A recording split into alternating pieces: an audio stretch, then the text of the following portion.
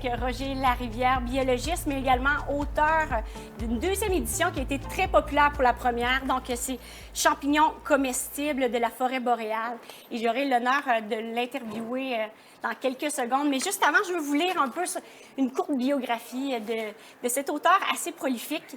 Donc, né en 1949 à Destor, Roger Larivière est un retraité actif, biologiste de formation. Il a été professeur au cégep de l'Abitibi-Témiscamingue. Et en 2004, il fonde son entreprise Nature AT, spécialisée dans l'inventaire des plantes terrestres et aquatiques, et offre des ateliers sur les plantes et également les champignons comestibles. Il est vraiment sympathique. C'est pour cette raison-là que j'ai accepté également l'entrevue. Il a toujours un œil rieur. Il est toujours prêt à partir à l'aventure avec tout le monde. Il s'entend bien avec tout le monde, d'ailleurs. Et pour nous faire découvrir, en fait, vulgariser les joyaux de la forêt boréale. Donc, je vous présente Roger Larivière. Bonjour. Oui, quelle belle présentation. Oui, bon, merci, oui. merci. Donc, évidemment, les champignons comestibles, il faut que je le dise là d'emblée, je suis une inculte. Je ne connais rien aux champignons comestibles. D'ailleurs, ça me fait pas mal peur, mais je pense qu'on va démystifier quelques aspects de cette peur-là au cours de l'entrevue. J'aimerais revenir, bon, vous êtes un biologiste, là, mais qu'est-ce qui fait en sorte que vous avez décidé de vous intéresser aux champignons? Je dirais d'abord que c'est l'année d'études en France que j'ai faite en 1975-76. Je suis allé faire un diplôme post-universitaire. C'est l'équivalent d'une maîtrise, d'un doctorat professionnel. Okay. Bon, on s'enflera pas la tête à cause de ça, là, mais j'ai été en contact avec donc des Français et je voyais en France, j'ai circulé beaucoup pendant cette année d'études et de stages, je voyais qu'ils étaient intéressés aux champignons. Et là, je me disais, moi, je suis botaniste, je suis un maniaque de la botanique, fanatique. Pourquoi on n'est pas intéressé aux champignons au Québec et particulièrement en Abitibi-Témiscamingue? Puis quand je suis revenu en 1976, je suis revenu à l'enseignement au cégep. Et là, j'ai eu la chance, une autre chance, d'avoir des collègues français, européens, qui étaient très intéressés par les champignons sauvages puis qui en consommaient. Alors, je suis rentré dans la gang. Dans le clic. Dans le clic. Puis, d'ailleurs, évidemment, il faut que je parle de ça parce que les champignons qu'on connaît le plus, qu'on voit à l'épicerie, c'est les champignons blancs de Paris. Oui. Et ils ont une histoire assez particulière. J'aimerais bien que vous nous racontiez Oui. cette histoire un peu intrigante. D'abord, c'est des champignons qui appartiennent à un groupe de champignons qu'on dit avec des lames. Donc, en dessous, là, c'est comme des rayons. L'histoire de ce champignon-là est assez singulière. C'est que pendant la construction de la ville de Paris, on extrayait du sol parisien des blocs de roche qu'on taillait, puis on faisait des pierres, et ça laissait des trous évidemment, dans le sol parisien. Puis on avait des chevaux à ce moment-là, évidemment, pour transporter, en tout cas, pour faire le travail de somme. Et on garochait dans ces trous-là le crottin de cheval. Et voilà qu'on s'est aperçu à un moment donné que sur le crottin de cheval à Paris, il y avait des champignons qui poussaient. Puis on a goûté, on n'en est pas mort. Et voilà. Et on en mange de façon assez régulière maintenant. Donc, vous savez tous, il n'y a plus de secret pour le champignon blanc. Champignon, ça pousse sur du crottin de cheval. Mais, en fait, celui-là, c'est un champignon qui est accessible, mais il y en a d'autres aussi qui sont de luxe. On parle vraiment des truffes. Est-ce qu'il y en a en Abitibi-Témiscamingue? Il y a des truffes en Abitibi-Témiscamingue, il y a des truffes en forêt boréale, comme il y en a au Québec, puis comme il y en a en Europe qui sont associées aux chênes. En tout cas, vous connaissez les histoires, mais il faut dire que les truffes qui poussent à l'état naturel en région ne sont pas comestibles. OK. Donc, on ne pourra pas faire des soins. Jamais. Mais on sait qu'il y a quand même des endroits au Québec qu'on essaie d'en cultiver. Oui, bien, ça s'en vient, là. Je vous dirais qu'il y a un très beau projet dans le secteur de Trois-Rivières où on veut faire la culture des truffes, donc une truffière. Et les truffes, c'est des champignons qui sont associés aux racines. Donc, il faut évidemment trouver l'arbre ou l'arbuste qui va produire ce champignon-là, mais dans le sol. Oui, parce qu'il faut les déterrer. Absolument. Bien, vous avez lu aussi les histoires des truffes. On a commencé par regarder les cochons qui fouillaient puis ils trouvaient le champignon parce qu'il est très odorant. Il y avait des endroits aussi où on remarquait qu'il y avait des mouches qui se posaient au niveau du sol puis étaient attirées par l'odeur. Et là, on essaie d'éduquer des chiens pour être capable de le sentir des reconnaître. Mais on a tout à connaître puis à découvrir au Québec avec les truffes. Évidemment, on est là ici pour parler de la deuxième édition. Vous avez fait une première édition en 2013. C'est ça. Ça a connu vraiment un grand succès. Vous l'avez même traduit pour le Nouveau-Brunswick, l'Ontario. C'est ça. Donc, ça s'est vraiment beaucoup promené. On a même eu le premier tag, là, le batch, là, coup de cœur, renombré. Donc, quand même, ça allait très, très bien. Pourquoi avoir décidé de faire justement cette deuxième édition-là? Qu'est-ce que vous vouliez apporter de plus? On était donc très fiers de la première édition qui nous a donné la mention livre coup de cœur dans les librairies Renaud-Bré. Et là, on voulait aller plus loin. Puis je voulais vous dire aussi qu'entre 2013 et cette deuxième édition-là est ressortie... Novembre 2020. Est ressortie l'automne passé. On avait beaucoup de changements au niveau des noms. Même les noms des champignons avaient changé. Ah, okay. Oui, c'est comme les oiseaux, c'est comme les plantes. Puis je voulais ajouter aussi des connaissances nouvelles qui n'étaient pas dans le premier livre. Parce qu'il y a des gens qui me demandaient souvent dans les ateliers qu'est-ce qu'on pourrait faire après l'atelier pour être capable d'aller un petit peu plus loin dans l'identification des champignons.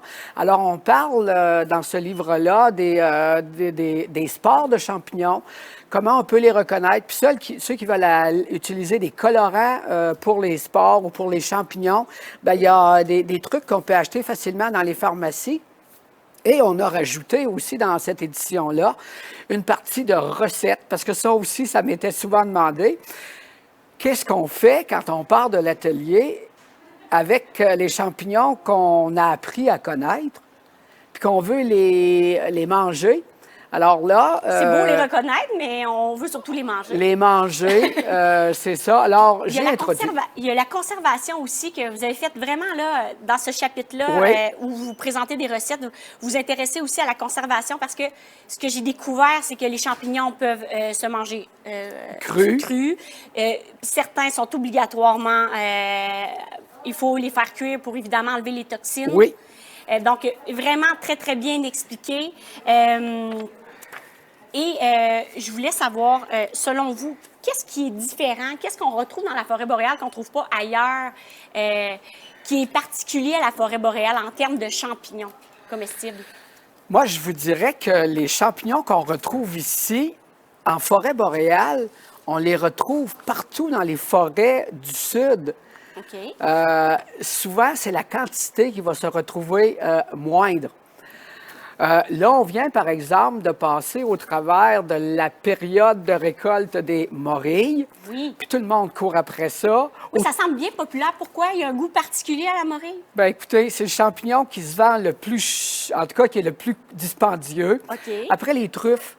Puis tout le monde qui veut s'en sentir classe dans la cueillette de champignons se demande tout le temps,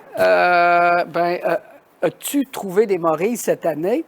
Mais c'est très difficile de trouver des morilles, surtout en forêt boréale. C'est encore plus difficile, je trouve. Puis de même, de trouver des amis qui ramassent des morilles, parce que vous savez que les gens qui trouvent des morilles, ça n'apparaît que sur leur héritage quand ils vont être morts. OK, oui, c'est ça. Ça se dit quasiment pas qu'on a des tales de morilles parce qu'on ne veut pas avoir 10 personnes qui vont nous les piller. Parce qu'il faut savoir aussi ce qui est agréable avec les champignons.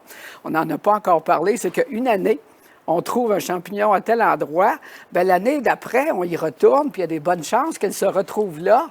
Donc, c'est comme les tales de bleuets, puis les tales de petites fraises. On ne le dit pas à personne, mais on y retourne l'année après. On y retourne, c'est ça. Parlez-moi, ce que j'ai vraiment apprécié, il y a plusieurs aspects que j'ai appréciés, mais vous avez fait même un tableau des 10 champignons que vous préférez. Parce que, évidemment, quand on commence, on veut savoir quel trouver. Selon vous, quels sont les champignons les plus délicieux de la forêt boréale? Moi, je vous dirais, pour moi, c'est sûr que la chanterelle, c'est un incontournable. Et là, ça va être bientôt, là. La chanterelle, c'est à partir du début juillet. OK. Mettons, pour être plus sûr, vers la mi-juillet. Puis des chanterelles, là, écoutez, on n'a même pas besoin de se trouver des amis pour des tales de chanterelles. Il y a des bonnes chances qu'on tombe dessus. OK. Naturellement, là. Puis, le gros avantage avec les chanterelles, c'est que ce sont des champignons qui sont faciles à reconnaître. D'abord par la couleur. La couleur, c'est un champignon qui tire sur l'orange. On le casse, on le sent. Son odeur est unique. Ça sent, on dit l'agrume, mais moi, je vous dirais que ça sent la chanterelle. Il n'y a pas d'autres champignons qui sentent autre chose que ça. Puis, en dessous du chapeau, là, on voit des espèces de plis, mais qui sont en fin de compte des faux plis qui descendent. Alors, ça descend de cette façon-là, un peu comme un parapluie. Puis, quand on trouve des chanterelles, bien écoutez, on a une tale de chanterelles pour à peu près 6 à 8 semaines durant la saison, ce qui est très rare pour les champignons. 6 à 8 semaines de récolte. Donc, je voulais évidemment, puis bon, on en trouve en forêt, des champignons, on en trouve également dans nos pelouses. Oui. Parce que tantôt, juste avant qu'on entre tu sais, c'est comme ça à toutes les fois qu'on rencontre Roger, c'est que là, on lui parle de nos cas particuliers, des rencontres qu'on a faites sur notre gazon. Par exemple, tantôt, on parlait du coprin chevelu. Chevelu, oui. Qui est très, très populaire. Là, évidemment, on peut pas tout vous montrer, là, mais par exemple, c'est celui-là. Qui est en haut, qui est, oui, il faut pas se tromper, qui est en haut, qu'on retrouve un peu partout là, dans nos gazons, puis qu'il faut manger quand ils sont blancs, hein, entre autres. Blanc à l'extérieur et blanc en dessous, parce que c'est un champignon aussi à lame. Et c'est un champignon qui pousse, qui forme un chapeau, mais qui est très, très collé sur son pied.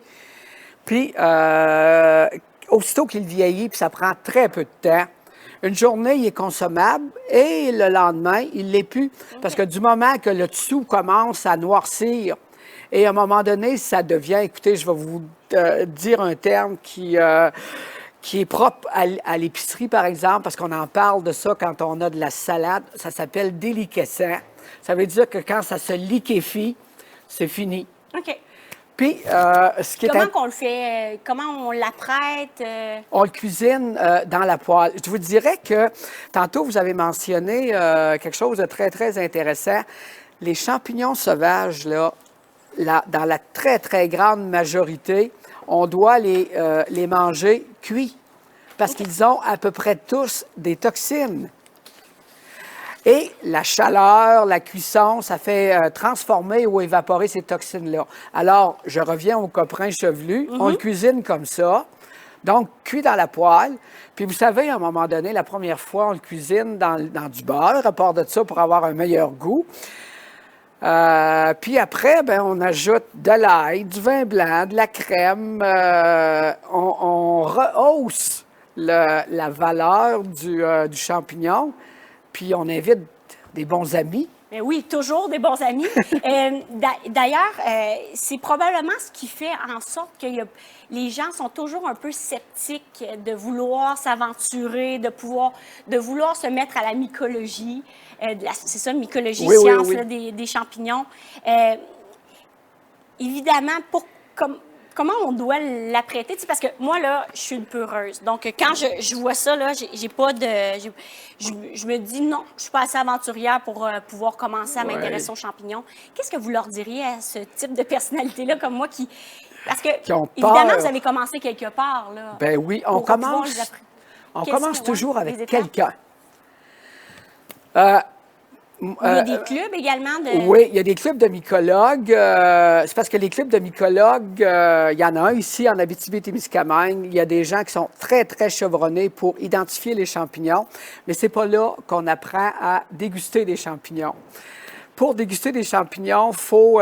Moi, quand je donne mes ateliers hors COVID, là, je termine tout le temps mes ateliers par une dégustation, chaque espèce qui est dégustée individuellement. Ça fait que moi, les conseils, on revient donc aux conseils. Première chose, vous vous achetez un livre. Celui-là. Oui, celui-là, c'est le meilleur. C'est le meilleur. Puis je voulais vous dire que lui aussi, il a eu la mention livre coup de cœur quand il est sorti. Je suis certaine, il est vraiment, vraiment, vraiment. Puis on était contents, là. Tout à fait. OK. Première chose, on achète un livre. Puis on regarde ça, puis on fait exactement ce que vous avez fait. Tous les champignons se ressemblent. Puis là, on est tous mélangés. Alors, deuxième étape, c'est qu'on va s'inscrire dans un atelier. Et là, vous, là, on peut Moi, j'en donne des ateliers. Parce que, bon, évidemment, on a reçu une première question des membres de l'équipe, là, en fait, des gens qui sont sur Facebook, qui nous écoutent actuellement. Comment on fait pour vous rejoindre, pour justement assister à des ateliers, à la cueillette? Moi, mes ateliers sont déjà tous inscrits pour la saison actuelle, jusqu'à la mi-septembre, sur mon site web, naturat.ca, naturat.ca. Et les gens, habituellement, ils ne gênent pas pour me poser des questions sur Facebook. Je suis sur Facebook. Donc, vous devez en recevoir. Oui, puis moi, je commence tout le temps mes journées en répondant aux gens qui... puis moi, je vous dirais que j'aime ça parce que ça me fait apprendre. Puis les gens qui trouvent des tales de Morée, les gens qui trouvent des tales de Chanterelle, ben je leur dis tout le temps, es-tu sûr? Ben il faudrait que j'aille voir pour si c'est vrai. On connaît déjà vos stratégies, là. Donc, vous essayez de géolocaliser toutes les photos que vous recevez, c'est ça? Il y a la veste, Marie-Lou qui pose une superbe question. La veste de loup géante a-t-elle des sosies? Et c'est ça qui est intéressant dans ce livre-ci, c'est qu'il y a une partie qui explique les sosies entre les champignons qui sont mortels, toxiques et ceux qui sont comestibles. Donc, pour répondre à Marie-Lou, la veste de loup géante a-t-elle des sosies? Moi, je n'en connais pas. Par contre, je vous dirais que la veste de loup géante, là, j'en ai vu, là, je ne sais pas si on est capable de voir avec mes mains la grandeur. J'en ai vu une grosse comme ça. C'est pas un bon champignon comestible, en tout cas, à mon avis. Par contre, il y a quelqu'un, là, je vais donner un cue pour les auditeurs. Donc, il y a peut-être un meilleur champignon, ce serait lequel? Non, pour l'utilisation de la veste de loup géante. Tu la coupes dans une épaisseur d'à peu près, mettons ça, là, 3/4 de pouce, 1 pouce d'épais. Tu l'aplatis et tu la mets dans une assiette à pizza, puis tu fais ta pizza par-dessus. Ça devient une croûte à pizza. Ben voyons. Oui, et pourquoi pas. Donc, c'est une façon de la consommer. De la consommer. Moi, je l'ai déjà consommée dans un potage et c'était, mettons, gluant, pas très intéressant, mais... Et je veux vous parler des champignons toxiques. Et puis, bon, là, je vais vous présenter un champignon toxique que vous présentez aussi un petit peu plus loin. C'est la partie 3, si je ne me trompe pas, avec les sosies. Oui, exactement. Donc, c'est celui-là qu'on voit souvent, qui est un champignon qui est mortel. C'est Amanite vireuse ou ange de la mort. Oui, vous avez bien dit. Et vous savez pourquoi on l'appelle ange de la mort? D'abord, il est tout blanc. Oui. Il est très commun. Je suis certaine que les gens à la maison, vous nous ferez des pouces si vous le voyez. Moi, il me semble que c'est un champignon que j'ai vu régulièrement. Mais vous dites que c'est un petit peu plus tard, hein? Oui, c'est un champignon qui apparaît fin du mois d'août, début septembre, dans les sous-bois relativement humides, à part ça, et très facilement reconnaissable parce que sur le pied, il y a comme une espèce de jupette qu'on appelle l'anneau. Puis la partie qui est dans le sol, qu'il faut déterrer avec nos doigts, ça ressemble à une coquille d'œuf. Avec le champignon sort de là. Et puis, c'est un champignon qui a des lames. Puis, je vous dirais que ce champignon-là peut avoir, écoutez, cette hauteur-là, là, 8 à 10 pouces de haut. Mais il est tout blanc, puis il reste toujours tout blanc. Puis, pour être mortel, il est mortel. Oui, très mortel. Il détruit le foie. Et les reins. Et les reins, et c'est irréversible. Là. Donc, il ne faut surtout pas, même ça doit être pour les animaux également.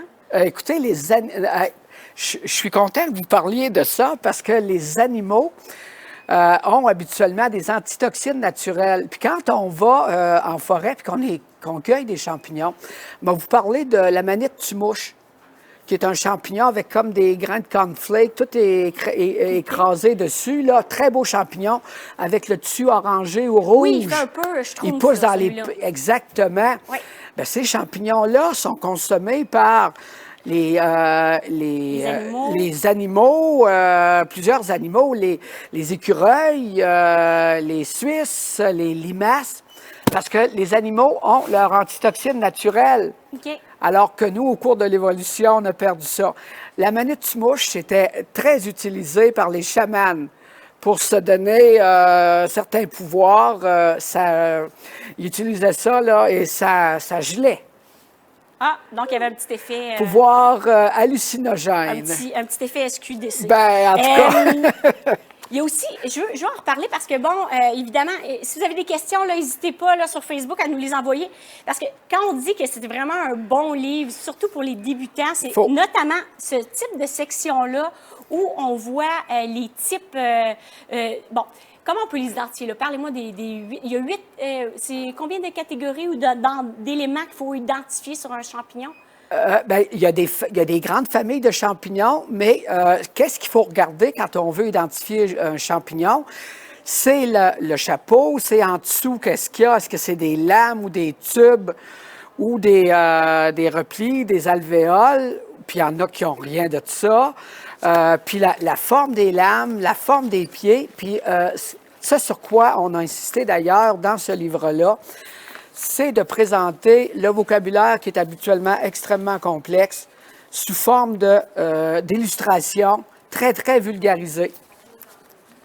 Encore une fois, mon objectif, c'est la vulgarisation. Mais on ne peut pas, même en étant un ou une débutante, se contenter seulement du livre. Il faut suivre une formation.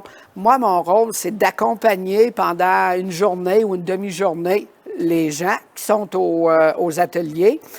Puis après ça, il se crée des liens entre les participants. Puis là, ben le monde, ils vont se payer un lunch ensemble. Moi, toi, tu connais. Puis c'est vraiment des activités très intéressantes pour les gens qui veulent s'inscrire aux activités pour une première fois. Excellent. Puis, je voulais revenir sur un champignon que je trouvais bien intéressant parce qu'il n'y a pas de sosie.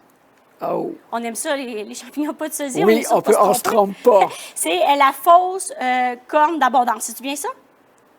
Moi c'est la dermatose des russules. La fausse corne d'abondance, c'est aussi un champignon qui est très facile à reconnaître, mais on n'en trouve pas beaucoup en région. Parce qu'il est violet, hein? Il est un peu violet. Oui, c'est ça, violacé. Mais un des champignons qui est, à peu près tout le monde connaît, en tout cas, même ceux qui commencent, là, ça s'appelle, je vais vous donner son vrai nom, c'est la dermatose des russules. Okay. C'est un champignon qui est orangé. Puis écoutez, il en pousse dans le sable. Puis quand on est comme actuellement, on est à Val-d'Or, dans la forêt récréative, là, ce champignon-là, il pousse à la tonne. Il est laid, il est sale, mais on le nettoie. On le pèle un peu comme pour les parties très, très sales, on le pèle avec un couteau. Puis on le coupe en tranches, puis on le fait cuire. Ça s'appelle, en bon québécois, c'est champignon homard ou champignon crabe. OK. Ce champignon-là, là, on le trouve facilement. Facilement, et il n'y a pas de sosie. Donc, puis il pousse dans le sable pain gris. Vous voyez, là, sable pain gris. Donc, pas mal Val-d'Or, effectivement. Val-d'Or, puis ailleurs, où il y en a aussi les esquerres à Amos, où il y a des esquerres très facilement reconnaissables. Donc, je veux vraiment répondre aux gens. Là on a eu 2 questions. Là. Continuez. Il nous reste 5 minutes. Donc, il y a Brigitte qui nous demande, selon vos connaissances, est-ce que les champignons offrent tous les mêmes éléments nutritifs? Ça offre sensiblement les mêmes éléments nutritifs. Pas tout. Je vais vous dire, par exemple, que la fameuse chanterelle dont on parlait tantôt, elle a de la vitamine A.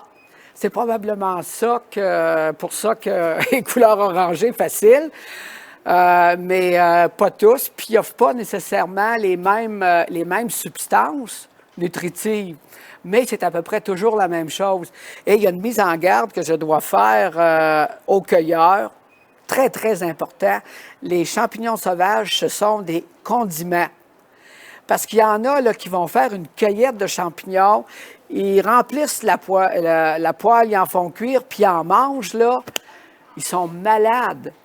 Donc, il faut en prendre juste un petit peu. Puis la première fois... Surtout la première fois, OK. La première fois, c'était...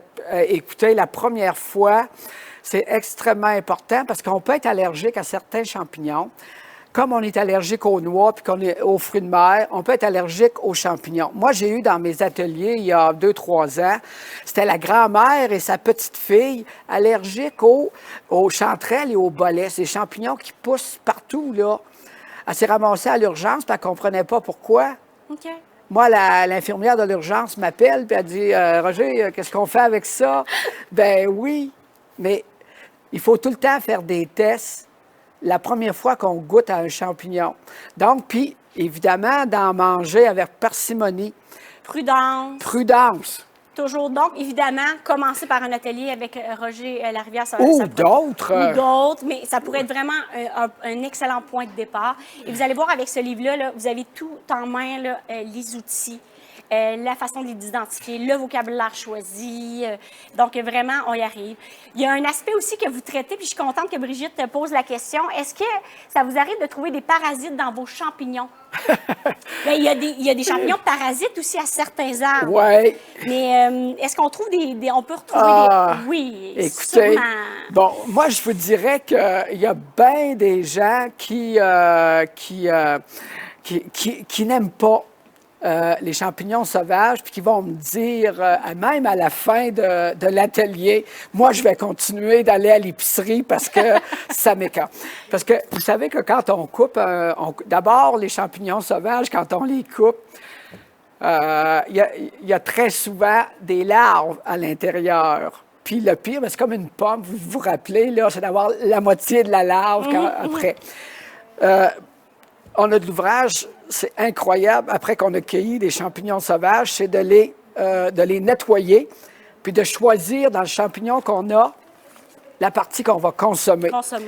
Mais donc, il y a des larves, il y a des parasites, mais ce que les gens on ne doit pas juste voir ça, c'est ce que je pense. C'est le goût. Oui, exactement. Le goût unique. Unique, et chaque recette aussi le champignon permet aussi d'absorber certaines saveurs, mélangées avec d'autres ingrédients sûrement également. Je ne sais pas si on a le temps pour une petite dernière question. Oui! Donc, Marie-Lou, à quel moment de l'année les lactaires saumon poussent-ils? Écoutez, les lactaires saumon, c'est des champignons de fin du mois d'août à peu près, c'est ça. Puis là, on n'a pas parlé des champignons qui, lorsqu'on les coupe avec le couteau, qu'on coupe les lames, ils donnent du lait. Et ce champignon-là, le lactaire saumon... C'est vraiment une encyclopédie de champignons. Je suis tellement impressionnée. Une autre demi-heure. Exactement, ça nous prendrait. Mais pour lactaire saumon... Le lactaire saumon, fin août. Mais ce champignon-là, il est très souvent parasité aussi. OK. Mais il y en a des très bons, puis lui, facilement identifiable. On coupe les lames, puis on voit un lait couleur carotte qui sort. Mais c'est vraiment comme du lait. Donc, ça ne doit pas être consommable? Ben oui! Oui, OK, d'accord. Merci beaucoup, Roger Larivière. Et pour moi, qui est une inculte, là, on en apprend beaucoup. Et je vous invite fortement à vous procurer ce livre-là, 2e édition de Champignons comestibles de la forêt boréale et natureat.ca pour pouvoir avoir accès à vos ateliers durant toute la saison parce que les champignons, ça commence dès que la neige est partie. C'est ça? Merci beaucoup. Oui, ça fait plaisir.